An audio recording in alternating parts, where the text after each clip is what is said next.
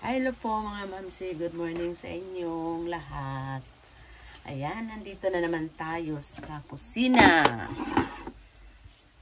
Magbigay ng pagkain sa biyanan ko. Pinapakain ko na siya. Kasi 7:30 ng umaga, ganyan ang oras na bibigyan ko siyang pagkain. Kaya ito na siya mga mamsi. Nag-upo na siya.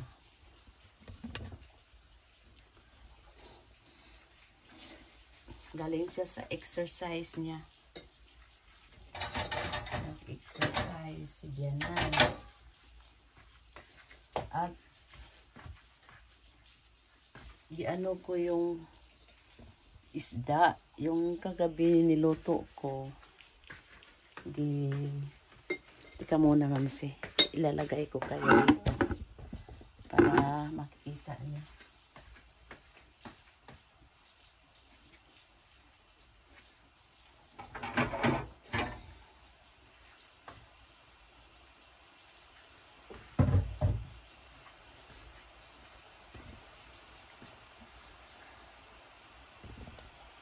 Para makikita niyo mga mamsi anong ginagawa ko.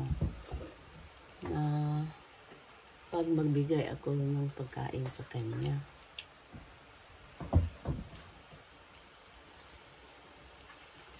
Ito ang ulam na ibibigay ko sa kanya.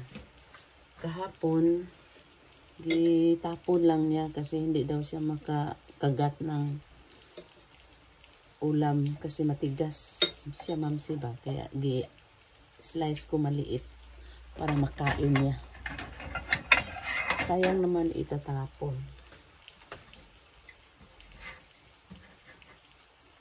Ito mamsi. Radish to ito mamsi. Nagustuhan niya pero hindi siya makain kasi matigas. Kaya gichap-chap ko maliit. Muni, ikot hamon ko. Iga chala. Suro hiso. Igo tukate. Mo.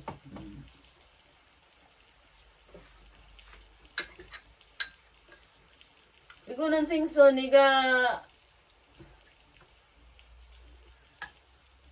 niga pigo.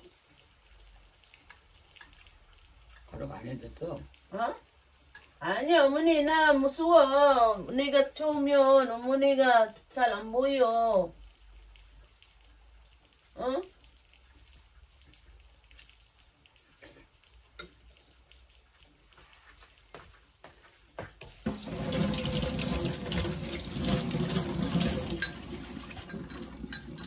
가스도 너무 차고, 여기 있잖아. 여기,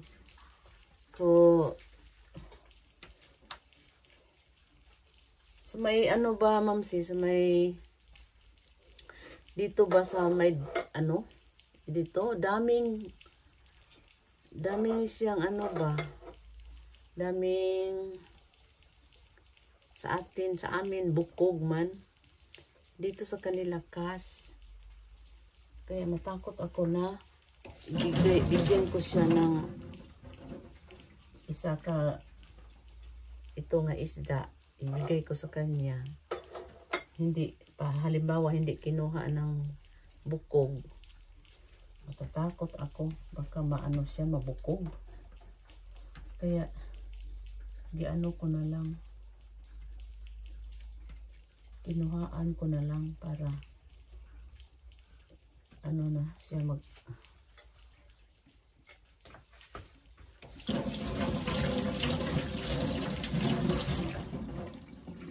Come on. Oh.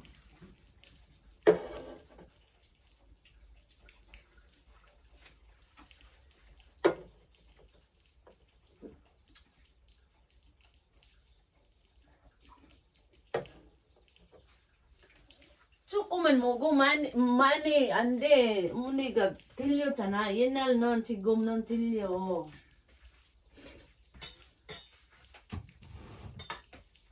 천천히 먹어.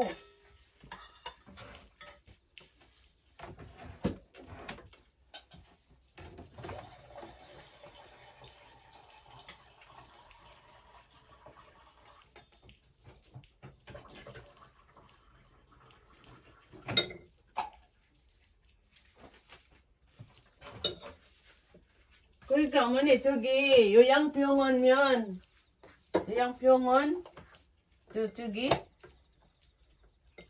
할머니들 그 맛있는 거 좋으면 뭐야 반찬도 좋으면 이런 거 생겼어. 이런 거. 이런 거만 하나만 줘. 이런 거 안 돼. 보닐라 할머니 다 잘 안 보이니까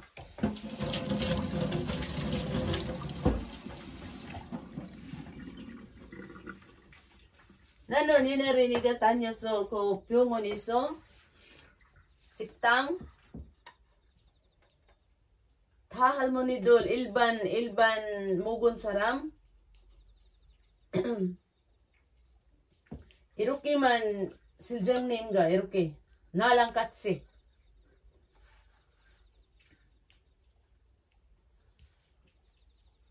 gas 있으니까.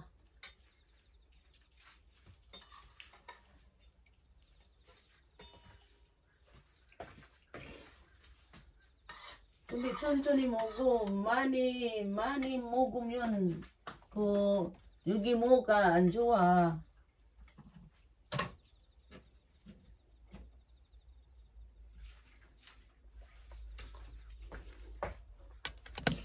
Ano ba to yung camera ko? Nagtakilid man siya, mamsi.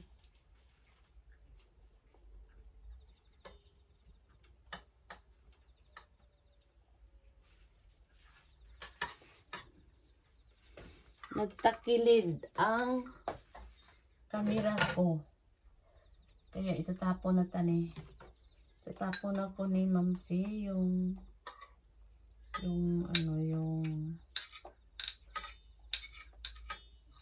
mga isda na kinuhaan ko ng bukog. Kinuhaan ko ng mga bukog. Itatapon ko na siya. Para malinis tingnan na ang imagine mamsi, daming bukog. Iba na ang may mga matanda ngayon magkain. Pupulotin na yung mga bukog. Pupunutin ng mga bukog. Kasi yung mga tanda ngayon, hindi na sila gaano makatingin ng bukog. At saka yung mga bukog dito naman sa isda, marami siya mansi. Kaya matakot ako pag ibigay ko sa kanya. Sinabihan ko siya, kinuhaan ko ng bukog. Sabi niya, ba't kinuhaan daw ng mga bukog? Ano daw siya? Okay pa man daw na siya man ang okay daw siya lang ang magkuha.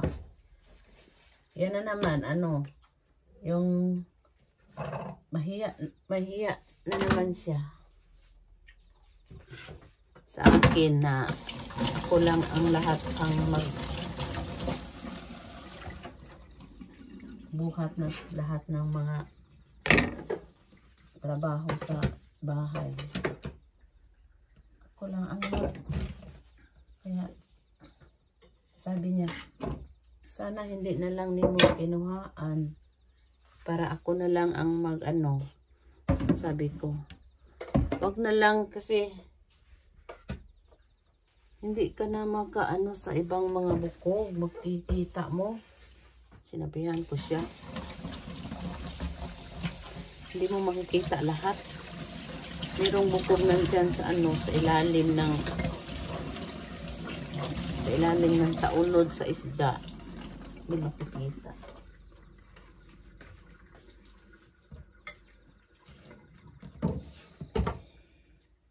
Mahiya pa naman siya.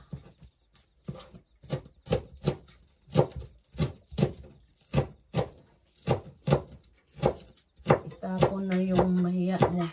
Itapon na yung kahiya mo. Kasi hindi ka na pwede mahiya.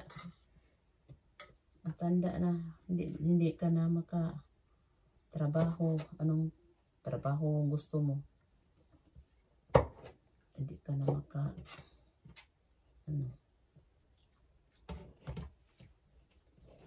hiya daw siya.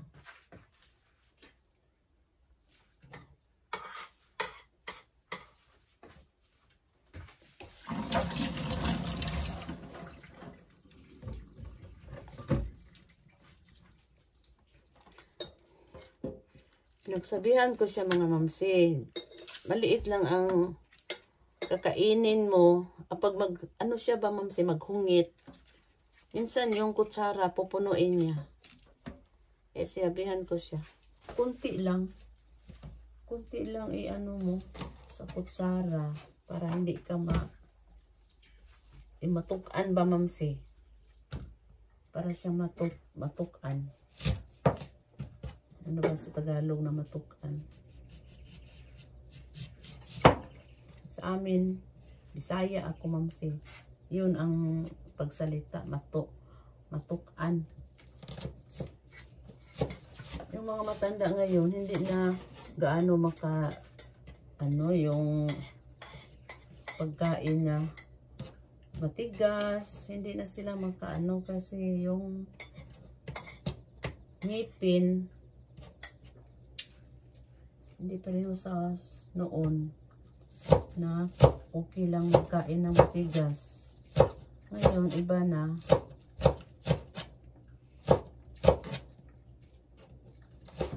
Kaya, sinabihan ko siya.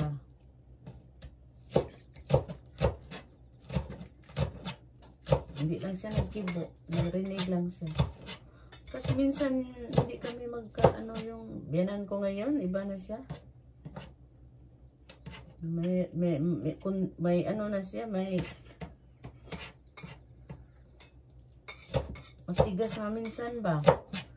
Matigas na ulo. Siguro sa pagkatatanda niya, para na siyang bata konti. Di ba, yung bata magsabi ka, wag diyan, wag magkain, halimbawa, magkain. Wag magkain yan. Kasi yung hindi yung bata. Ang gusto niya. Hindi pinagsabihan ba? Para siyang bata. Ayan tuloy.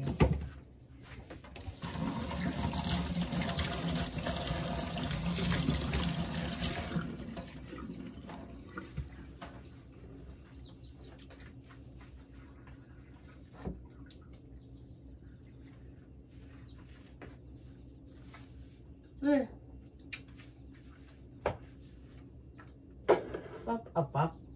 Banana ang bugo. Ano kundi? Ito na.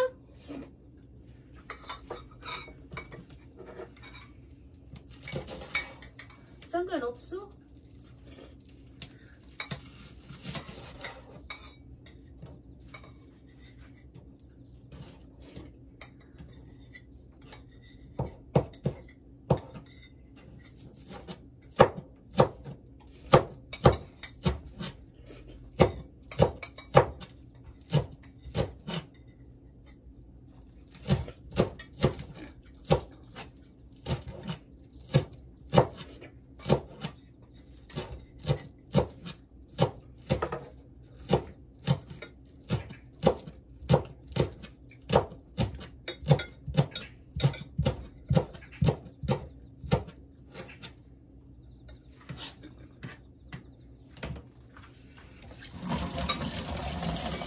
Binigyan ko siya ng saging, pero sabi niya,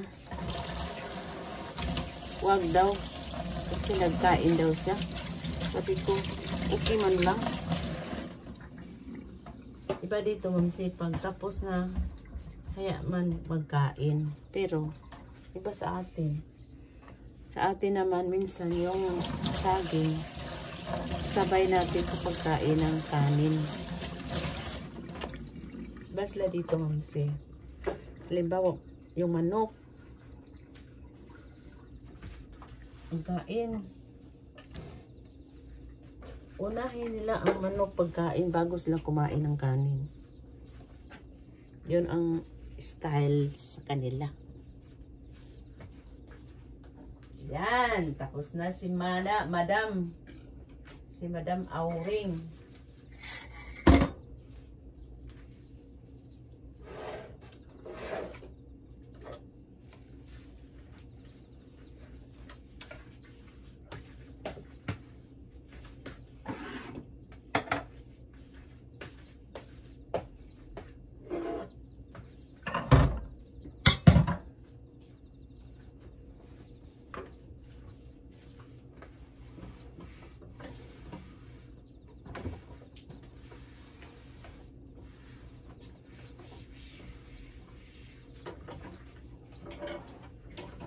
Pare.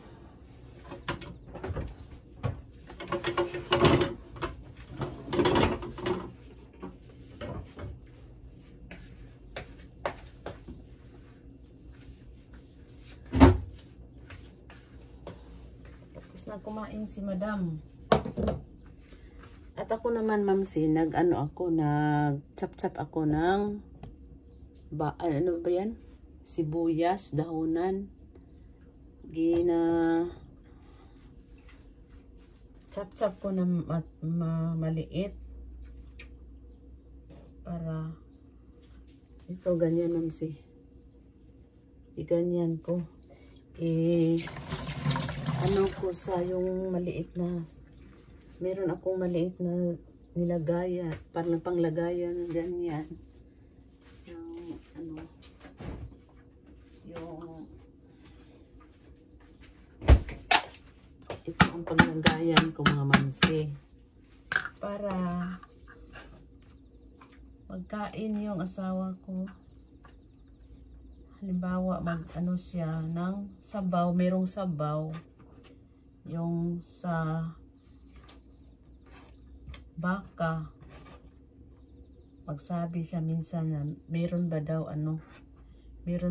na sibuyas. Kaya ayan tuloy, napag-isipan ko na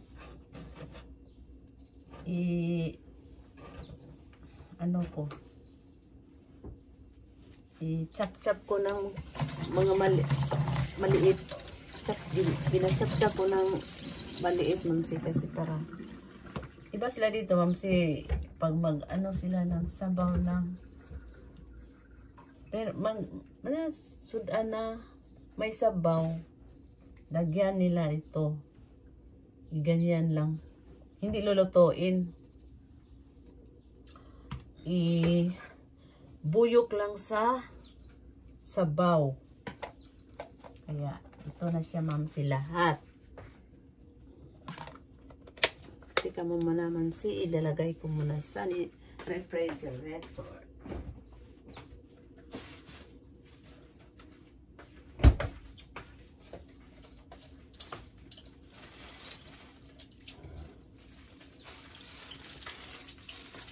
Binigyan siya ng yung ito ba, Mamsi?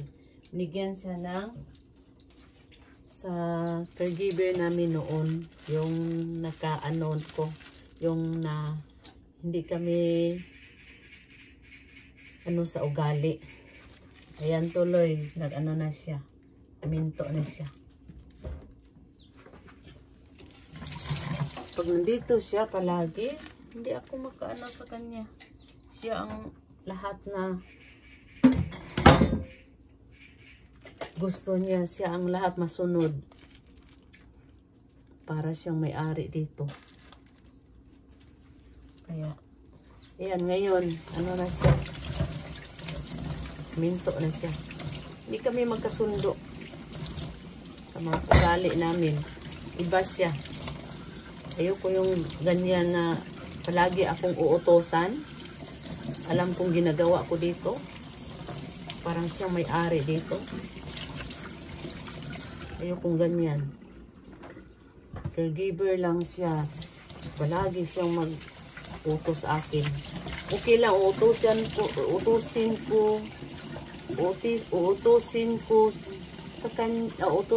niya ako.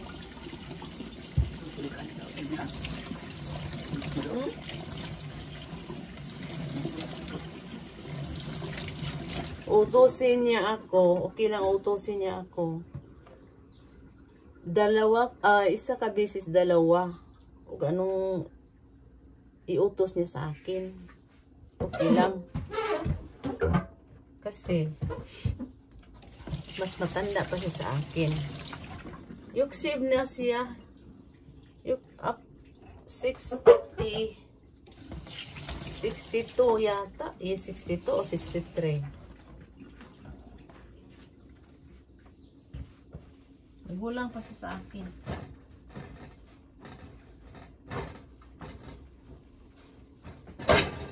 Pero hindi ko gusto yung ugali niya. Kaya ayan. Pinto na siya. Nagsasagutan kami yung last month. Nagsasagutan kami yung August 31. Tapos siya utos siya sa akin ng mga basura daw. Bakit daw hindi ko pa tinapon? Hindi niya alam na walang trabaho. Pag walang trabaho dito, walang truck magpunta dito. Warwar siya sa akin. Kaya, sinagot ko siya. Narinig sa asawa ko. Ayan, tuloy, naggalit ang asawa ko. Pinahinto siya. Warwar siya sa akin. Ayan ngayon, mga mamsi. Pray na ako ngayon sa oras. At saka, wala nang mag-utos-utos sa akin. Meron ng iba nakapunta dito, ibang tao. Nandito na, dalawa na sila nandito sa amin. Iba-iba ang oras nila. Pero hindi pareho sa kanya ng ugali yung bibig na palaging magwarwar. Kaya ngayon tahimik na ang bahay namin ngayon. Hindi kagaya noon nandito pa siya.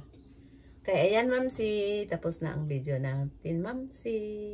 Please subscribe at pindutin ang notification bell para palagi kayong updated sa aking mga video. Bye bye!